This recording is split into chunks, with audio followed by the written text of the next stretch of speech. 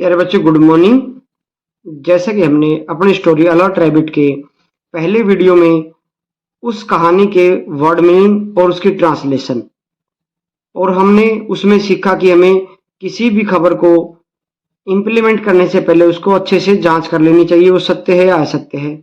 सीख हमें उन जानवरों के माध्यम से लेखक ने देने की कोशिश की कि हमें किसी भी आपदा या भय की स्थिति में घबराना नहीं चाहिए और उसका हमें अच्छे से सोच समझ के निर्णय लेना चाहिए कि हमें करना क्या है।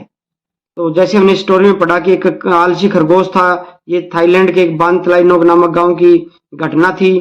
तो वहां पर उसने आधी अधूरी जानकारी के साथ आगे उसको स्प्रेड कर दिया, आगे उसने जानकारी को फैला दिया, तो भय का माहौल बन गया। तो प्यारे बच्चों, हमें कोई भी भय की स्थिति होती है या कोई संकट आता है तो उसमें अपनी सूझबूझ से काम लेना चाहिए। तो चलिए हम आगे इस पाठ को करते हैं। Comprehension. Complete the following sentences. नीचे दिए गए वाक्यों को पूरा करो विद द एप्रोप्रिएट वर्ड। हमें उपयुक्त शब्द के साथ इनको पूरा करना है। फ्रॉम द ब्रैकेट्स, जो ब्रैकेट में दे रखे हमने इनके सहारे ये जो नीचे सेंटेंसेस हैं उनको हमने ब्रैकेट में दिए गए शब्दों से कंप्लीट करना है, यानी कि पूरा करना है। It was in the beginning. अब यहाँ पर जो खाली जगह है लेजी या अलर्ट, इनमें से एक आएगा। तो हमने पहले ही आंसर को ग्रीन कर रखा है। जो खरगोश था शुरू में कैसा था, वो लेजी था, तो यहां पर लेजी आएगा। बटरफ्लाई फॉरगॉट हर वैल्यूएबल या फिर बैग। वैल्यूएबल होता है कीमती चीजें, कीमती सामान। बैग मीन्स थैला। तो बच्चों हमने पाठ में पढ़ा बटरफ्लाई अपना क्या भूल गई थी, सभी कीमती सामान भूल गई थी। Headman ant told the animals to stay. Headman ant मुखिया चींटी ने टोल्ड द एनिमल्स जानवरों को बताया टू स्टे, उसने क्या कहा, जानवरों को खुश रहने के लिए कहा या फिर काम शांत रहने के लिए कहा। प्यारे बच्चों, मुखिया चींटी ने उनको शांत रहने के लिए कहा था, तो यहां पर आएगा हमारा काम। रैट्स प्रिपेयर्ड द एयर या फिर सर्वाइवल बैग। चूहों ने क्या किया था, हवा का बैग तैयार किया था या फिर जीवन रक्षक बैग तैयार किया था।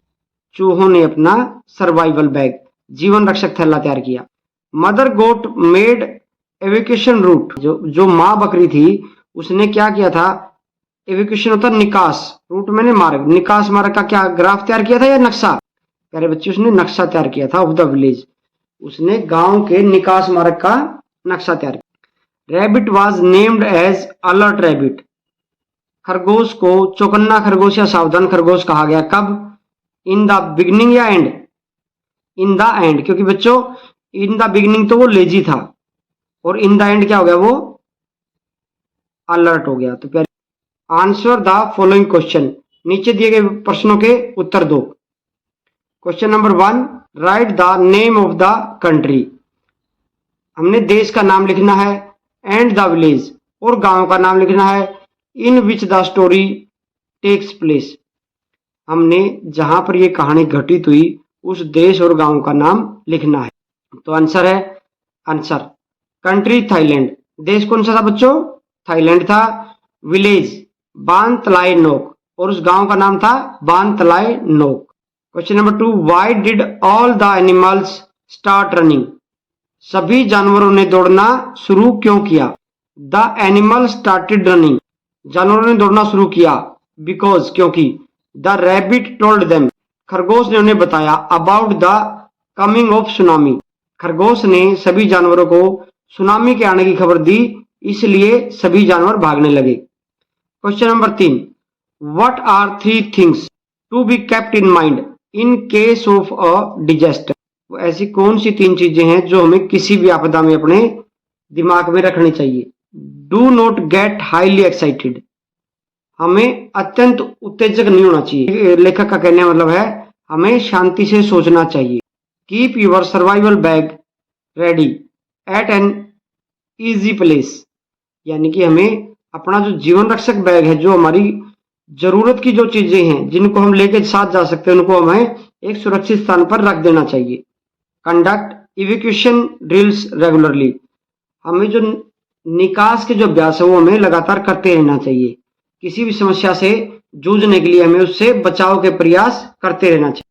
Question number 4, why was the rabbit called alert rabbit. खरगोश को चौकन्ना खरगोश क्यों कहा गया? The rabbit was the alert rabbit because he gave an accurate warning. Accurate warning सटीक जानकारी ऑफ द सुनामी। सुनामी की उसने सटीक जानकारी दी थी, किसके माध्यम से? Through the siren tower. अब जो है जो खरगोश था वो सावधान खरगोश इसलिए कहा गया क्योंकि उसने सुनामी की सटीक जानकारी सायरन टावर के माध्यम से सभी को दी थी। लुक एट द पिक्चर, तस्वीर पर देखो, of the things given below. इस तस्वीर में हमारे जो चीजें दिख रही हैं वो देखनी है। चूज द थिंग्स, हमने उन वस्तुओं को चुनना है। वी में require in the time of emergency, हमने वो चीजें चूज करनी जो हमें किसी भी आपातकाल में हमारे लिए काम की साबित होती है। And write their names in the space provided, और नीचे हमने इसके नाम भी लिखने। इस तस्वीर में बहुत सी ऐसी वस्तुएं हैं जो हमारे किसी आपात स्थिति में या किसी आपदा के समय में काम आ सकती हैं, जो जरूरत होती है हमें जिनकी, जैसे टॉर्च, मेडिसिन बॉक्स, जैसे मेडिसिन दिखा रखी है, मेडिसिन बॉक्स, स्पून, चम्मच, purse, bag, torch, battery, mobile phone, money, पैसे, medicine box, biscuits, bandage, biscuits, bandage, towel, clothes, knife, water बोतल और रेडियो। ये सब चीजें आपात स्थिति में हमारे पास होनी चाहिए। Pick out the names of important things, हमें इनमें से महत्वपूर्ण वस्तुओं के नाम छांटने हैं। From the box that can be used to survive during disaster and write their names in the space provided. जिन जिन वस्तुओं के नाम दे रखे हैं इनमें से हमने वो वस्तुएं छांटनी हैं जो हमारे किसी भी आपातकाल में हमारे काम आ सकती हैं।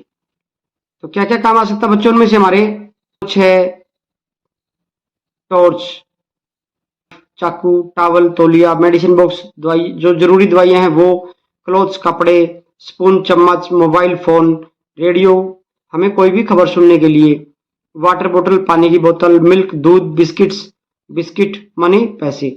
तो ये सब चीजें हमें अपने साथ में रखनी चाहिए, जिसको हम हमारा सर्वाइवल बैग भी कह सकते हैं। Third, identify natural and man made disaster given below and write them in the appropriate column. प्यारे बच्चों, हमने डिजास्टर पढ़ी इस पाठ में, लेकिन यहाँ पर दो टाइप की डिजास्टर आ गई। एक आ गई नेचुरल और दूसरी आ गई मैन मेड। नेचुरल का अर्थ है जिसमें प्रकृति का हाथ होता है, लेकिन मैन मेड में होता है जो हम ऐसी स्थिति पैदा करता है जो एक बड़ी आपदा बन जाती है, तो उसको हम मैन मेड डिजास्टर कहते हैं।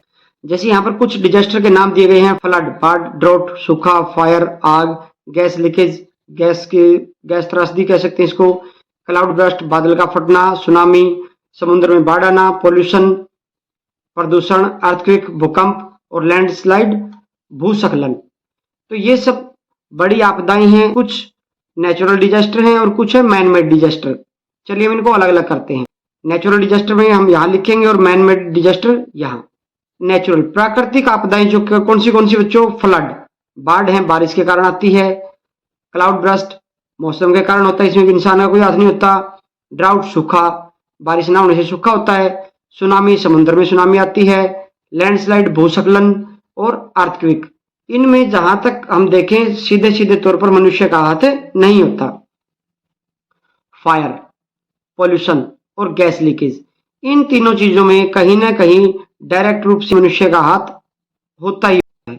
लुक एट अ डिक्शनरी, शब्दकोश देखना। To find the meaning of the following words, नीचे कुछ वर्ड दे रखे हैं, इनके शब्द ढूंढने के लिए हमें डिक्शनरी देखना नहीं, शब्दकोश को देखना है। नाउ यूज देम, और उनको यूज भी करना है, प्रयोग करना है। In your own sentences, one has been done for you.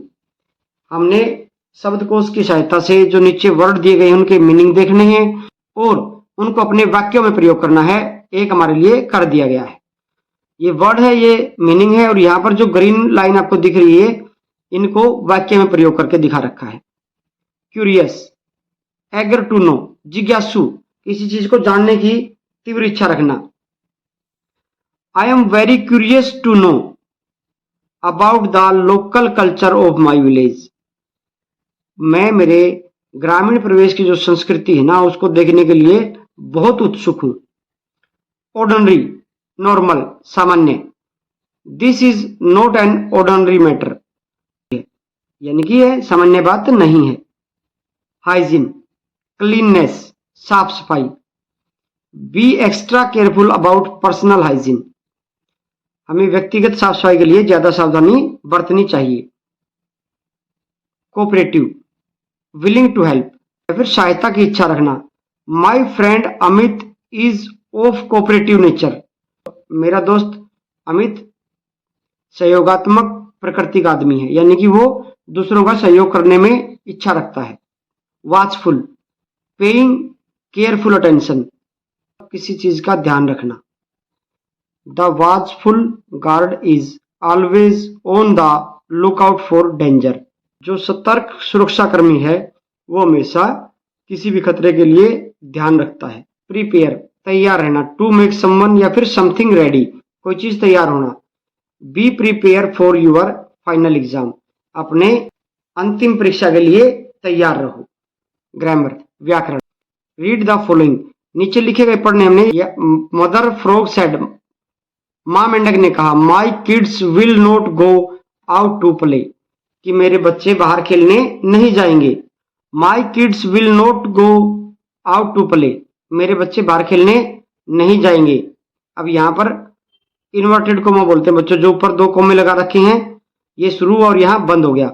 Are the word spoken by mother frog, ये जो शब्द है किसने बोले हैं? मां मेंढक ने बोले अपने बच्चों के लिए। They are called direct speech, ये प्रत्यक्ष वाक्य बोले जाते हैं। क्या कहते हैं हम?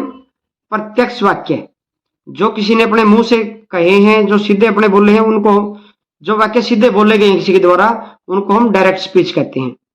The actual words spoken by a person are always put inside inverted commas, जो किसी व्यक्ति द्वारा सीधे तौर पर बोले गए हैं उन वाक्यों को हम इन्वर्टेड कोमाज में रखते हैं। जैसे यहां से शुरू कर दिया और यहां बंद कर दिया, इनके बीच में किसी के द्वारा कहे गए वाक्यों को हम रखते हैं।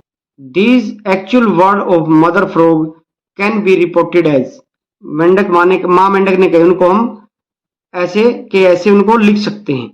रिपोर्टेड एज मतलब जो के तो। Mother frog said that, these actual words of mother frog can be reported as, जो डायरेक्ट वर्ड थे इसके मां मेंढक के, उनको हम कैसे लिख सकते हैं? Mother frog said that her kids would not go out to play, यानी कि उसने कहा कि मेरे बच्चे बाहर नहीं जाएंगे। तो ये हमने उसको उसके कई शब्दों को अपने शब्दों में लिख दिया। These words are not the actual words of mother frog, ये जो वाक्य हैं ये डायरेक्ट उसकी मां ने कहे वो शब्द नहीं है। These words are called indirect speech, ये अप्रत्यक्ष वाक्य हो गए। ये मां मेंढक ने कहे थे, लेकिन इसको हमने अपने वाक्यों में कहा है। इसको जो उसकी मां ने कहे थे वो ये शब्द थे, my kids will not go out to play, वे उसके बच्चे बाहर खेलने नहीं जाएंगे। When we change direct speech to indirect speech, जब हम प्रत्यक्ष वाक्य को अप्रत्यक्ष वाक्य में बदलते हैं, इन्वर्टेड कोमाज आर रिमूव, तब हम क्या करते हैं? जो ऊपर इन्वर्टेड कोमा थे इनको हम हटा देते हैं। जैसे हमने यहां पर ये इन्वर्टेड कोमा लगाए, और जैसे ये लिखा तो हमने यहां पर इन्वर्टेड कोमा नहीं लगाए। Underline the actual word direct speech in the following sentences, नीचे दिए गए वाक्यों में वास्तविक या फिर प्रत्यक्ष वाक्यों के नीचे हमने अंडरलाइन करना, उनको नीचे उनके लाइन लगानी, जैसे आपके सामने दिख रहे हैं। Mukesh said to his mother, Mukesh ने उसकी मां से कहा। क्या कहा भाई? अब जो ये शब्द है ये मुकेश के शब्द हैं। I am not feeling well, आज मैं ठीक नहीं लग रहा हूं, यानी कि क्या कहता वो, मैं आज ठीक नहीं हूं। तो ये उसके जो है वाक्य, डायरेक्ट वाक्य उसके ये हैं। Jasvir said to me, Jasvir ने मुझसे कहा। अब क्या कहा वो देखना है। The train was late, train late थी। तो ये जसवीर के मुंह से निकले शब्द हैं, तो हमने इनको हमने इन्वर्टेड कोमा के बीच में रख दिया और नीचे हमने अंडरलाइन कर दी। I do not like sweets, मुझे मिठाई पसंद नहीं है। सेड रेखा, रेखा ने कहा। द पोस्टमैन सेड, डाकिये ने कहा। I am going to deliver the letters, मैं पत्र वितरित करने जा रहा हूं। तो यहाँ इन्वर्टेड कोमा में क्या आएगा, I am going to deliver the letters. Shanti said, Shanti ने कहा, रानी इज माई फ्रेंड, रानी मेरी दोस्त है। अब शांति ने जो कहा, क्या कहा, रानी मेरी दोस्त है, तो ये हमने इसको अंडरलाइन कर दिया और इसको इन्वर्टेड कोमा के बीच में रख दिया। ये जो वीडियो आप सभी के लिए बनाए जा रहे हैं, ये आपको कितने पसंद आ रहे हैं, ये आप मुझे कमेंट सेक्शन में जाकर बता सकते हैं। आपको इन वीडियोस में कौन सा पार्ट सबसे अच्छा लग रहा है, उसके बारे में अपनी राय दें। प्यारे बच्चों, यदि आप इस वीडियो को पहली बार देख रहे हैं या फिर आपने मेरे चैनल राजबीर एजू हब को सब्सक्राइब नहीं किया है, तो आप इस चैनल को सब्सक्राइब करिए, अपने दोस्तों के साथ शेयर कीजिए और लाइक एंड कमेंट करिए, ताकि मैं आपके लिए नए नए वीडियो लेकर आता रहूं और इन वीडियोस का नोटिफिकेशन आप तक पहुंचता रहे। सब्सक्राइब के साथ साथ आप बेल आइकन प्रेस कर लीजिए, जिससे जब भी कोई वीडियो अपलोड होती है तो उसका नोटिफिकेशन आप तक पहुंच जाए और आप उसका लाभ उठा सकें। प्यारे बच्चों, जय हिंद, जय भारत। हम मिलते हैं अलर्ट रैबिट के एक और पार्ट में, जो आपको जल्द ही मिलने वाला है। Thank you.